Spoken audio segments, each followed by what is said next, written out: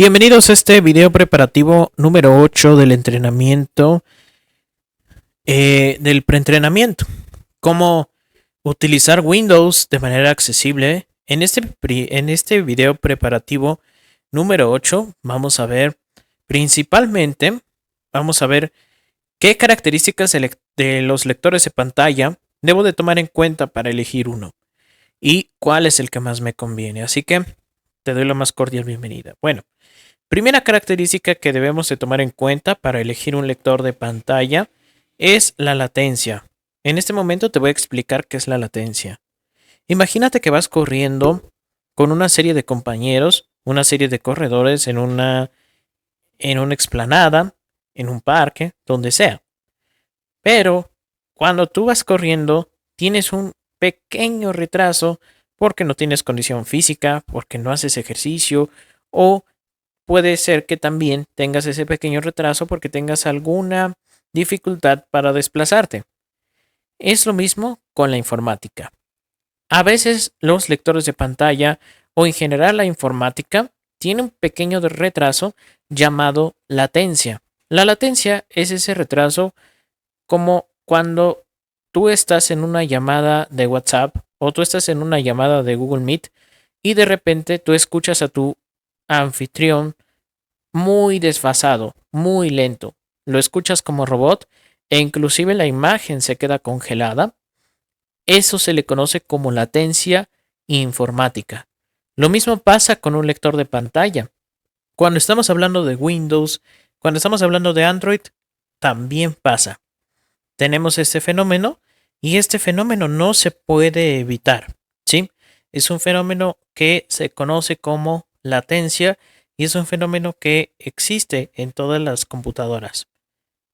Unas menos, otras un poquito más, pero ya en las de gama alta existe mucho menos este fenómeno. Entonces, ¿por qué se toca este fenómeno en los lectores de pantalla? Porque en los lectores de pantalla también existe este fenómeno y es un fenómeno que es inevitable y es un fenómeno que tenemos que tratar y aprender a lidiar con ese fenómeno. Y es un fenómeno que todos los lectores de pantalla van a tener como característica. Ya sea Tollback, ya sea en narrador, el Windows, JAWS puede que tenga un poquito de latencia, etc. También va a depender mucho del teclado que tengas. En el video preparativo número 9 voy a tocar ese tema. Quise tocar este tema en el video preparativo número 8 para que quedara un poquito más claro. Lo toqué en el video preparativo número 7, pero creo que no lo abordé a profundidad como lo estoy abordando ahorita en este momento. Entonces, los lectores de pantalla tienen este fenómeno y es un fenómeno que es inevitable. Es un fenómeno que hay que aprender a lidiar con ese fenómeno. ¿Qué es lo que caracteriza más ese fenómeno? Que tengas muchos datos en ese lector. Por ejemplo, hay lectores que llevan complementos que agudizan más ese fenómeno que conocemos como latencia, ¿sí? Tal es el caso del famosísimo lector chino de Android, Yeshu.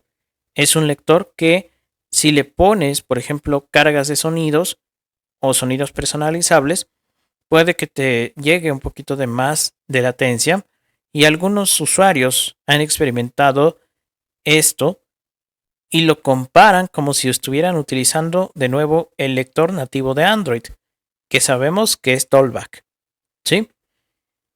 Muy pronto en las clases en vivo vamos a profundizar más sobre este tema, pero es un tema que hay que profundizar y hay que abordarlo en futuros videos. Hasta pronto. Gracias.